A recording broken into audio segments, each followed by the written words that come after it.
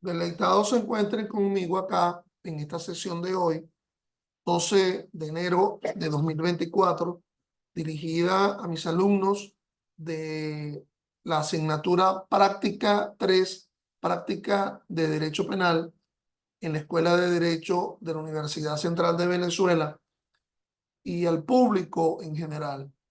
Quien les habla es el profesor Ángel Serpa Aponte, y hoy nos convoca el tema de la querella como forma de inicio del proceso penal, en la idea de que luego de esta clase teórica yo le voy a asignar unos hechos a mis alumnos de la asignatura práctica de Derecho Penal, y ellos me elaborarán por escrito una querella como objetivo de la asignatura. Digo yo que esta clase mía, al igual que todas las otras sobre aspectos variados del derecho penal, del derecho procesal penal, del derecho penal constitucional, la pueden encontrar en mi canal YouTube, Ángel Serpa Aponte.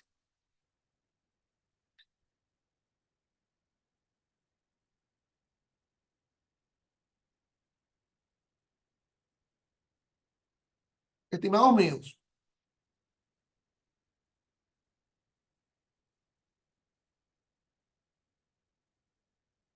en clase anterior, inclusive hasta hubo la oportunidad en que mis alumnos hicieran la representación de una audiencia de imputación.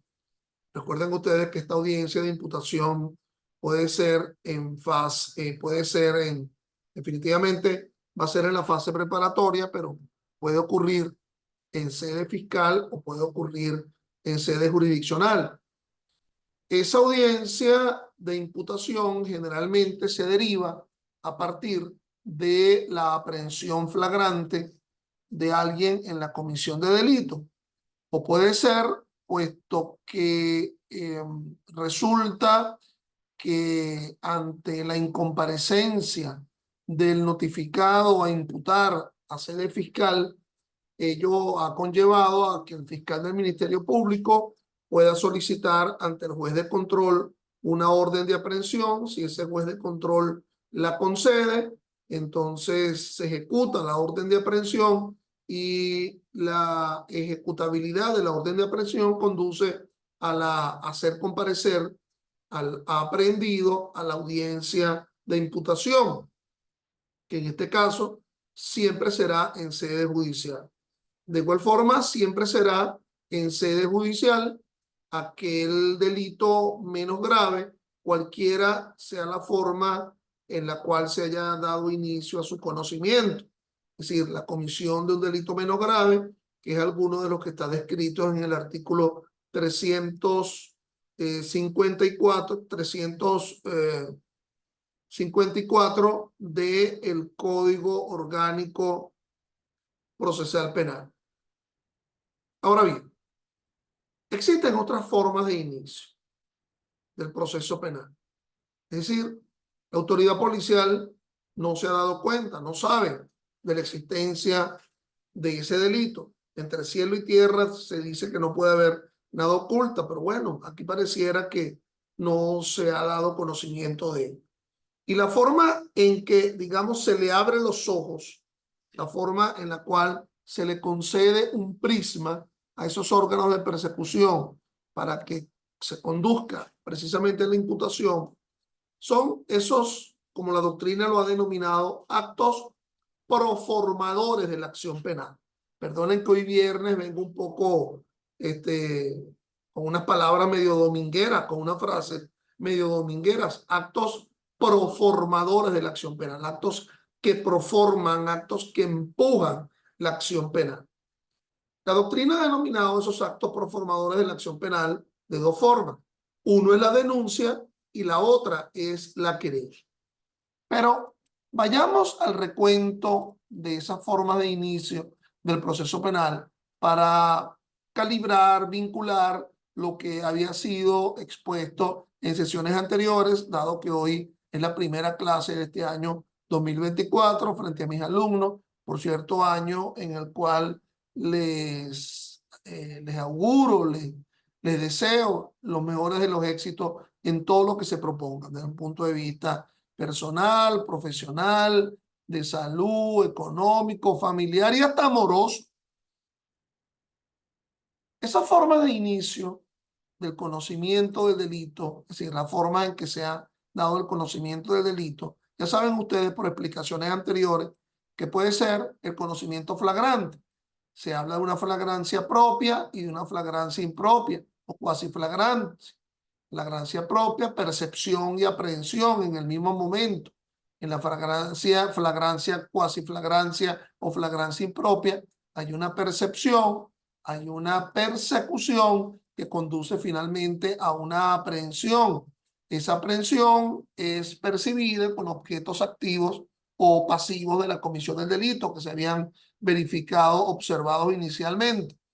A las 48 horas de ser aprendido ese sospechoso, es llevado a la audiencia de imputación y en esa audiencia de imputación se derivan los efectos propios de la imputación propiamente dicha, la finalidad, digamos, cautelar, el decidir cuál de las medidas cautelares se impone, bien sea la privación preventiva privativa de libertad o una medida cautelar sustitutiva. Y el tipo de procedimiento que se adoptará, si se adoptará el procedimiento ordinario o si el fiscal solicita el procedimiento abreviado porque esto se inició de forma flagrante o nos estamos dando cuenta de que hay un delito menos grave y entonces será el procedimiento por delito menos grave.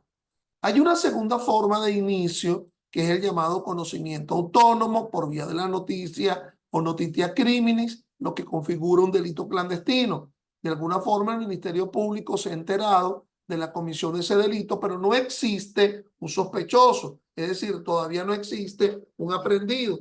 Bien sea que per se ese fiscal del Ministerio Público se enteró o bien sea que el órgano policial, el órgano auxiliar policial a las 12 horas de su conocimiento lo participa el fiscal del Ministerio Público y ese fiscal del Ministerio Público dicta una orden de inicio. De mala forma se podría llamar auto de proceder, porque ese auto de proceder solamente le corresponde a los jueces. Los jueces dictan sentencias y dictan autos. Esa investigación que se va a originar precisamente en este momento es a los fines de una individualización y finalmente si se ha individualizado a ese que ha cometido, que el Ministerio Público cree que ha cometido el delito, surge la necesidad de la imputación. Esa imputación va a ser fundamentalmente en sede fiscal, ese fiscal del Ministerio Público solicita la fijación entre la oficina de distribución de carga, de distribución de causas. En cada circuito judicial penal hay una oficina de distribución de causas que un tribunal de control realice la audiencia, perdón.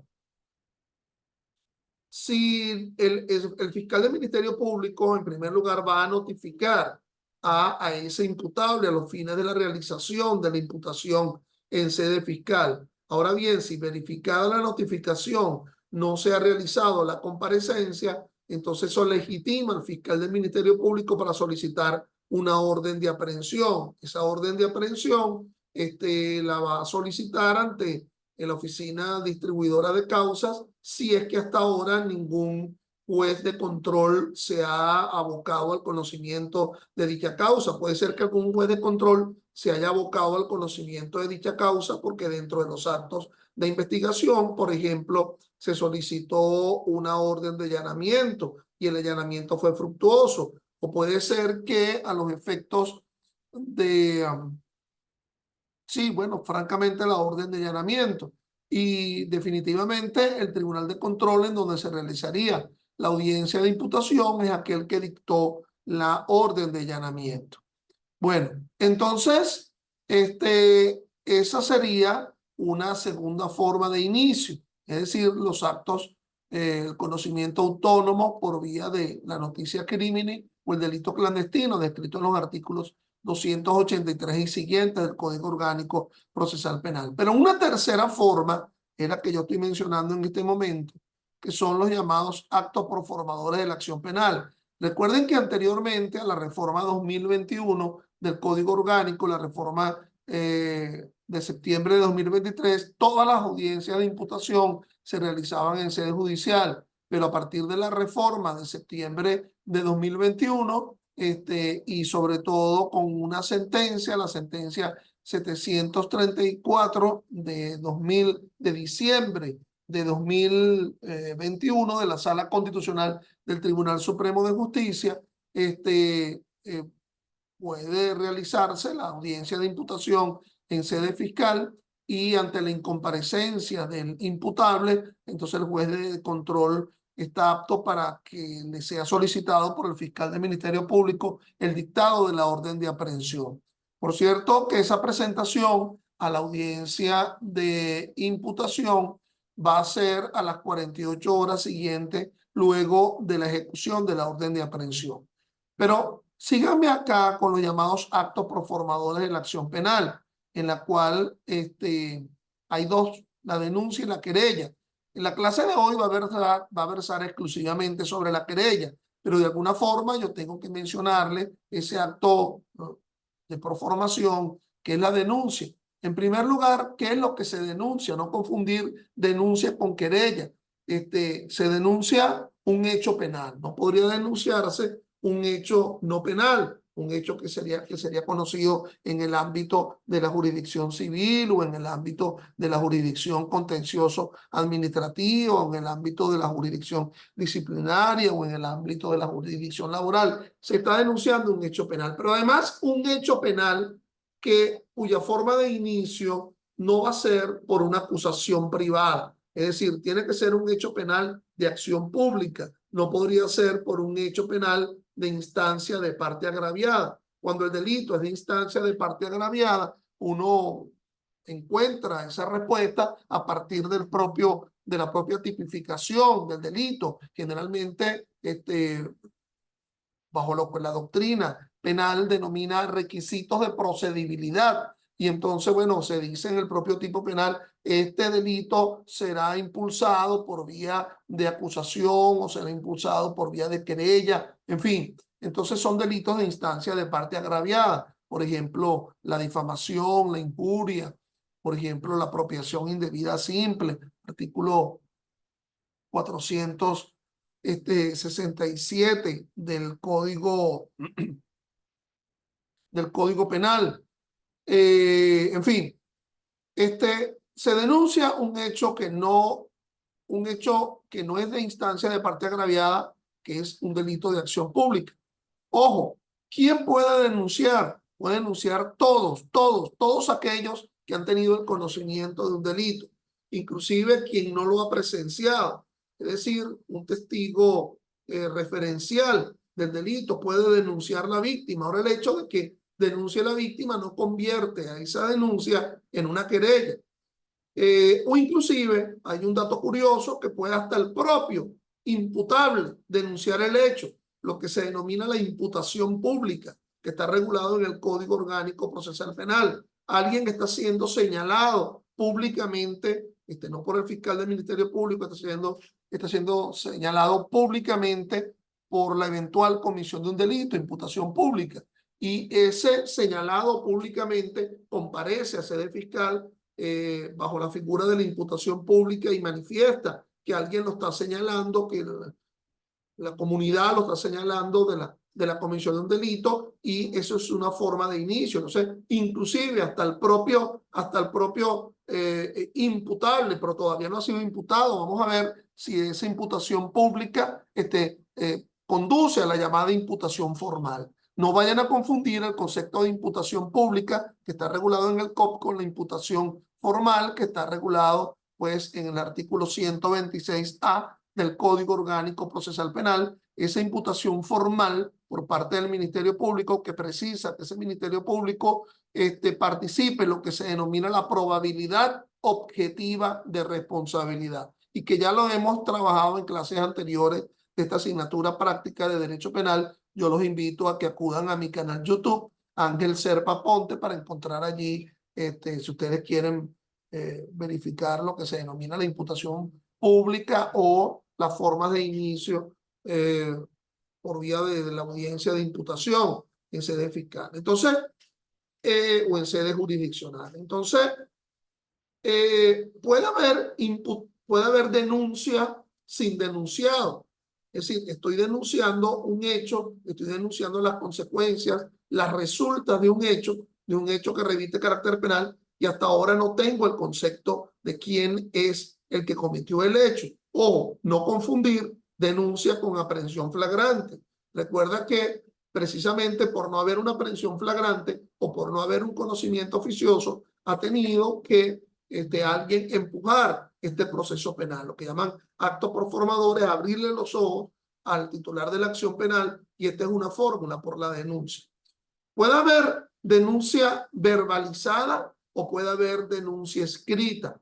Puede ser que yo acuda ante los órganos fiscales o ante los órganos policiales, porque serían los dos entes receptores o receptivos de la denuncia en los delitos de acción pública. Recuerde que si el delito es un delito de violencia de género, la ley orgánica sobre el derecho a la mujer a una vida libre de violencia extiende el abanico de órganos receptores de la denuncia.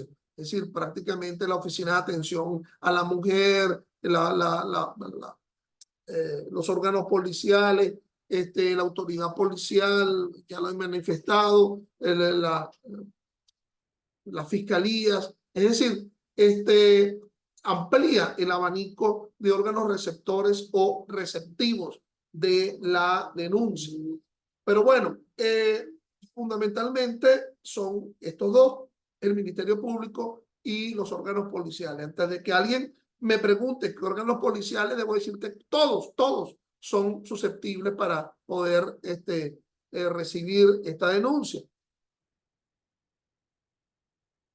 La Policía Nacional Bolivariana, el Cuerpo de Investigaciones Científicas Penales y Criminalística, la Guardia Nacional, en fin, los órganos policiales, los órganos auxiliares policiales son susceptibles de ser órganos receptores de la denuncia. Entonces, no confundir el hecho de que la denuncia sea por escrito y equipararla a una querella. Entonces, bueno, esa denuncia que se interpone ante el Ministerio Público o ante el órgano policial va a tener su curso. Es decir, o se admite por parte de la Fiscalía o se ocurre el desistimiento ocurre la desestimación, no el desistimiento, la desestimación de la denuncia, bien sea porque el hecho pues no reviste carácter penal, o bien sea porque el hecho está evidentemente prescrito, o bien sea porque el hecho es por un delito de instancia de parte agraviada. En la lámina había desistimiento, pero ese desistimiento está vinculado exclusivamente a la querella y no hemos explicado aún la querella. Me estoy concretando en el tema de la denuncia.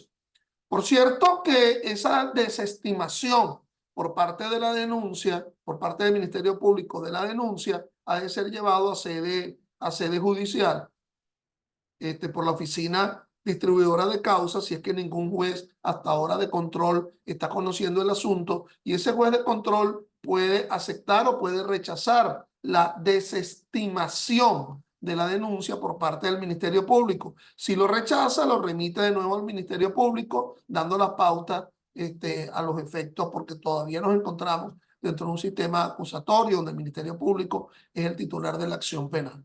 Bueno, en la querella, que ya le explicaremos con mayor pormenor, la querella se interpone directamente ante el juez de control. Esa querella se tiene que interponer de forma escrita y esa querella interpuesta ante el juez de control va a conducir o su admisión o va a conducir a su saneamiento.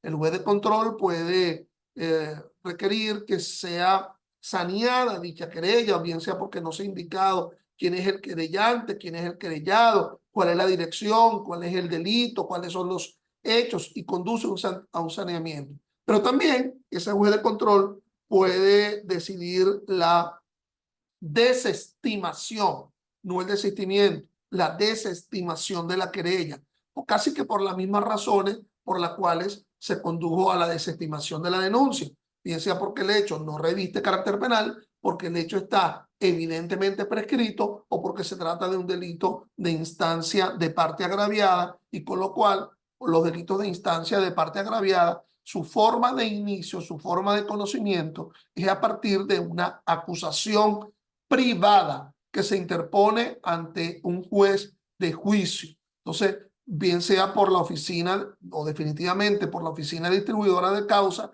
se consigna esa acusación privada para el conocimiento de los delitos de instancia de parte agraviada, y ese juez de juicio podrá admitir esa acusación privada o podrá inadmitirla, desestimarla. Entonces, ahora bien, volviendo al tema de la querella, puede ocurrir también lo que se denomina el desistimiento de la querella, porque una vez que ha sido admitida la querella, surge una obligación en cabeza del querellante. Ya el querellante, como querellante propiamente dicho, al serle admitida la querella, ya asume su condición de parte, ya es parte procesal. Y el querellado, al ser admitida la querella, ya asume su condición de parte. Entonces, se le renacen unas cargas a ese querellante. Esa querella ya admitida va a ser remitida al fiscal superior. Cada circuito judicial penal tiene un fiscal superior. Va a ser remitida al fiscal superior para que ese fiscal superior asigne la causa a un fiscal subalterno.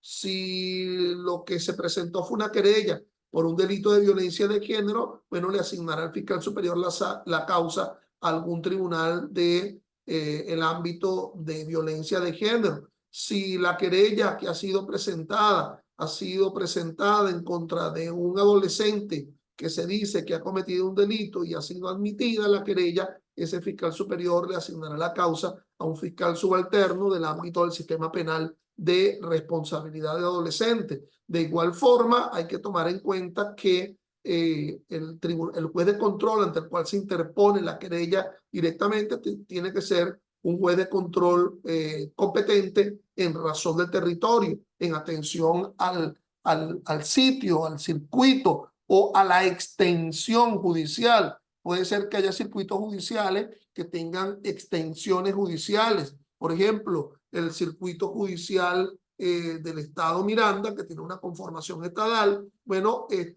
puede haber la extensión Valles del Tuy, la extensión Barlovento, la extensión Alto Mirandino, Los Teques, y dependiendo de cuál de esas zonas se haya cometido el delito, entonces definitivamente allí se interpondrá la querella en esa extensión. Recordemos que en Caracas no existen extensiones judiciales. Hay un solo circuito judicial penal, circuito judicial del área metropolitana de Caracas, que conoce pues los delitos cometidos en el municipio Libertador, en el municipio de Chacao, en el municipio Sucre, en el municipio Baruta y en el municipio de Latillo.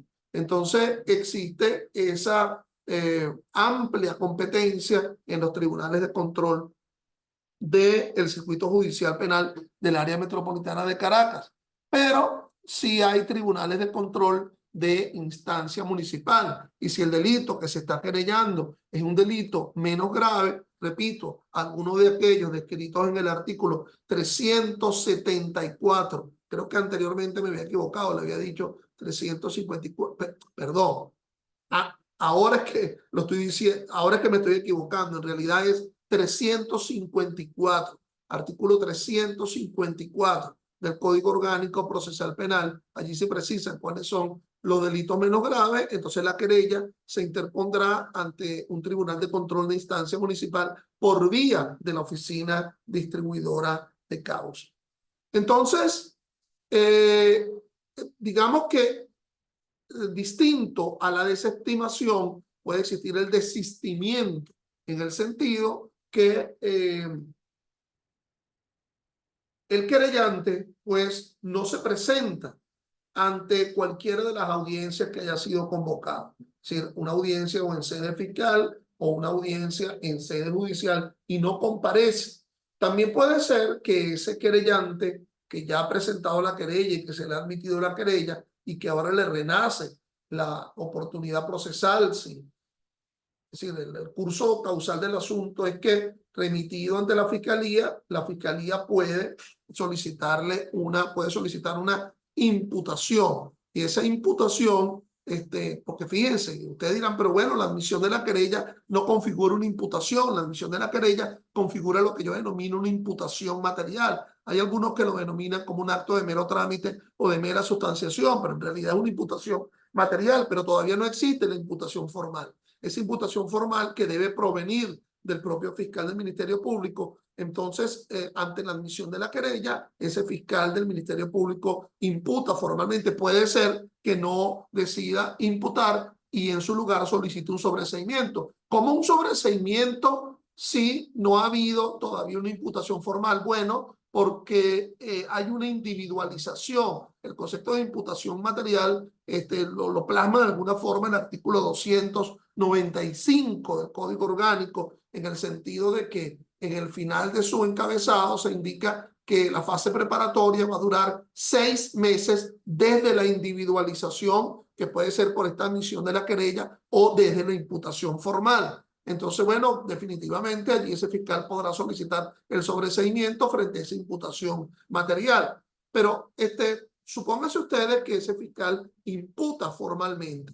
Esa imputación formal le puede conducir al fiscal del Ministerio Público con posterioridad a la presentación de la acusación pública. No confundir imputación formal con acusación. La imputación es primero y lo segundo sería la acusación, si ese es el curso procesal del asunto en cuanto a la persecución de parte del fiscal del Ministerio Público. Es decir, la imputación formal es un sustrato de la acusación. Primero se imputa, bien sea los efectos de la audiencia de imputación o la imputación en sede fiscal, y luego el fiscal presentará la acusación. Entonces, si el fiscal presenta la acusación pública, le renace otra carga al querellante. Si el fiscal presenta la acusación pública, le renace la carga a ese querellante de presentar su acusación particular propia. Lean bien mis lados. Acusación particular propia, descrita en el artículo 309 del Código Orgánico Procesal Penal. No se trata, no confundir la acusación particular propia con la querella. La querella es un acto de puesta en conocimiento. La acusación es un acto de convencimiento. Entonces, esa acusación particular propia se le es exigible presentarlo a la querella, presentarlo al querellante una vez que se le haya admitido la querella y una vez que el fiscal haya presentado su acusación pública. Entonces, al no presentar la acusación particular propia, esa sería la segunda causal para el desistimiento de la querella. El desistimiento de la querella, bien sea porque no acuda a alguna audiencia o porque no presente el querellante la acusación particular propia. Y ustedes me preguntarán, bueno, pero ¿cómo queda la causa? La causa queda vivita, puesto que ya te dije anteriormente que el fiscal del Ministerio Público había presentado la acusación, se puso en conocimiento al fiscal del Ministerio Público, y el fiscal del Ministerio Público no solamente es que realizó la imputación formal, sino que realizó la acusación, interpuso la acusación pública. Entonces, fíjense que, claro, aquí podríamos hablar que existe algo que se denomina el comportamiento procesal de la parte. De alguna forma, un querellante que no haya presentado que no haya presentado acusación particular propia, eso denota un determinado comportamiento procesal que ha de ser tomado muy en cuenta por el juez de control una vez que se haya iniciado la fase intermedia con la presentación de la acusación pública por parte del fiscal. Una tercera forma de desistimiento de la querella es el hecho que si se acudió el querellante a las audiencias, si presentó su acusación particular propia. Ojo, no confundir la acusación particular propia no solamente con la querella, sino con la acusación privada. No confundirlo. La acusación privada es por delito de instancia de parte agraviada. La acusación particular propia es por delito de acción pública. Entonces, presenta su acusación particular propia, pero no promueve pruebas. Esa sería una tercera circunstancia en la cual se conduce al desistimiento de la querella, porque no promueve pruebas. Puede ser que ese querellante diga el laconismo, ¿verdad? Una frase lacónica dentro de esa querella donde dice, dentro de esa acusación particular propia, donde indique, me acojo a la comunidad de la prueba, sencillamente. Me acojo a la comunidad de la prueba en el sentido de que las pruebas que han sido ofrecidas por el titular de la acción penal de esa misma prueba pretende derivar convencimiento, pretende derivar que obre a su favor del querellante la verdad a partir de unas pruebas que han sido presentadas por otros, que han sido ofrecidas por otros. Entonces, puede ser que diga, me acojo a la comunidad probatoria, pero puede ser que el querellante, ¿verdad? El querellante, ahora acusador particular propio, indique, oferte una prueba que no ha sido ofertada por el titular de la acción penal, por el fiscal del Ministerio Público. Imagínense ustedes que el fiscal del Ministerio Público lo que oferta es puro testigo referencial y la víctima, porque solamente la víctima puede presentar la querella. Y esto es un detalle importantísimo. Solamente la víctima del delito puede presentar la querella y puede presentar en consecuencia la acusación particular propia. Entonces, esa víctima, ahora acusador particular propio, presenta testigos presenciales, a diferencia de los testigos referenciales del fiscal. Lo que es importante es que esa acusación particular propia sea por el mismo hecho. Entonces, repito, el desistimiento de la querella puede ocurrir porque no acude el querellante a las audiencias, porque no presenta acusación particular propia o porque presentando acusación particular propia no promueve pruebas dentro de ella. O sea, eso conduce al desistimiento, lo cual no debe confundirse a la desestimación de la querella, que es porque el hecho no reviste carácter penal, porque el hecho esté evidentemente prescrito o porque el hecho sea por un delito de instancia de parte agraviada. Ahora, yo les estoy hablando del curso de acción de una vez interpuesta la querella. Tendremos que analizar también cómo se interpone la querella propiamente dicha, cómo ha de ser una querella propiamente dicha a los efectos prácticos de mis alumnos de esta asignatura práctica de Derecho Penal, que me van a tener que realizar un escrito de querella. Pero vamos a seguir con la lámina, ¿verdad? En la cual todo lo que he explicado con anterioridad tiene cabida. Imagínense ustedes que esa querella presentada sí sea admitida, no ha sido admitida por el juez de control, pero así ha sido considerada también por el Ministerio Fiscal. Y ese Ministerio Fiscal, antes de presentar su acusación pública, tiene que imputar. Entonces, esa imputación, en primer lugar, del querellante admitido, la imputación formal, ha de ser en sede fiscal. Ante la incomparecencia del imputable a la sede fiscal, el fiscal puede solicitarle al juez de control una orden de aprehensión y ejecutada la orden de aprehensión por la autoridad policial a las 48 horas siguientes, es llevado ese imputable a ser imputado en la audiencia de imputación en sede jurisdiccional.